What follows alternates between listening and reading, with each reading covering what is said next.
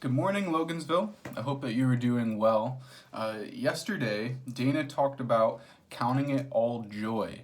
Not the fact that we are happy or joyful specifically about hardships that we face, but that God is able to use those hardships that we face, those trials that we face, in order to produce steadfastness, in order to help mature us and become more like Christ. And so today I thought I would continue with James. I'm going to read chapter 1, verses 19 to 26. I've got a few thoughts for you today.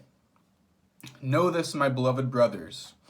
Let every person be quick to hear, slow to speak, slow to anger, for the anger of man does not produce the righteousness of God.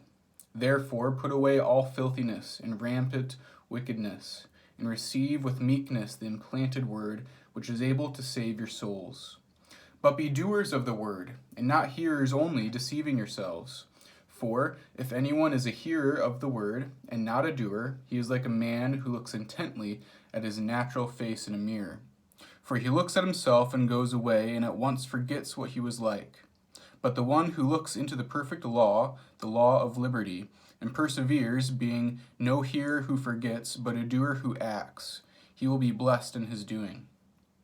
If anyone thinks he is religious, and does not bridle his tongue, but deceives his heart, this person's religion is worthless. Religion that is pure and undefiled before God the Father is this, to visit orphans and widows in their affliction, and to keep oneself unstained from the world. All right, so here's the first thing I'd like for you to think about. This passage just talked about being not only a hearer of the word, but also a doer of the word. And the metaphor that he used was someone looking at a mirror and then seeing all their flaws and then forgetting what they look like as they walk away from the mirror. And so yesterday, again, Dana talked about trials that we face that are able to produce steadfastness. It's a testing of our faith. So here's my question for you. In this trial that you're facing now, what are ways that God is using that trial to help mature you, to help you grow? What is God revealing in your heart now through this trial? Okay, and so being a doer of the word and not just hearing that truth that this is what God is able to do with trials, but also introspectively looking, okay, this is how God is revealing some things in my heart. This is what God is doing to help mature me during this time. Secondly, in verse 27, it talks about religion and specifically visiting orphans and widows in their affliction. Now, at this point, we're not really visiting each other. We've got the social distancing stuff going on, but there are still those who are in affliction. There are people who are facing trials in their life that are afflicted in the sense that maybe they've lost their job now.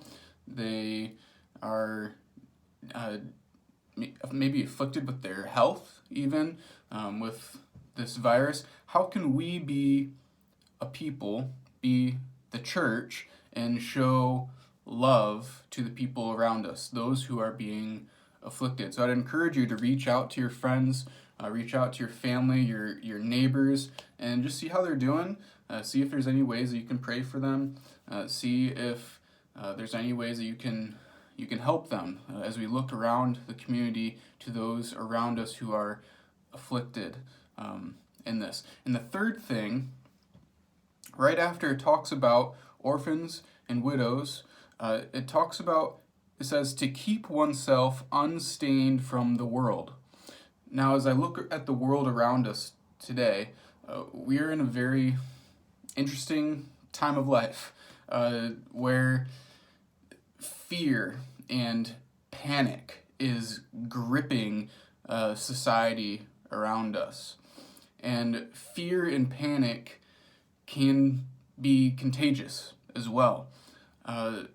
Let us keep ourselves from being stained by the world.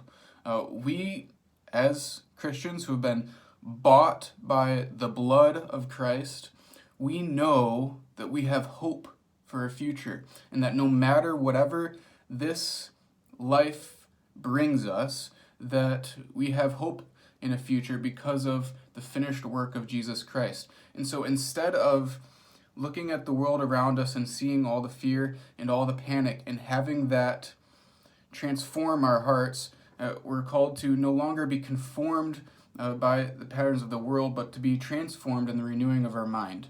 So let us not fall into this fear and this panic and be stained by the world, but instead let us be a light to the world, providing hope and peace and comfort to a world that is fearful of dying, that is in a panic and in a frenzy, and we have an answer, an eternal answer of hope. And so the first thing, again, to be a doer of the word. How is God using the trial that you're facing today to grow you and mature you? Secondly, be thinking about those around you who are afflicted by this trial, how you can be a light to them. And thirdly, to keep oneself unstained from the world. Instead of being stained by the world, by this fear, this panic that's happening, instead be a light and bring hope to the world around you. I'm praying for you. I miss you guys, and I'm hopeful that we'll be able to see each other again soon and meet together again. I hope you have a great day.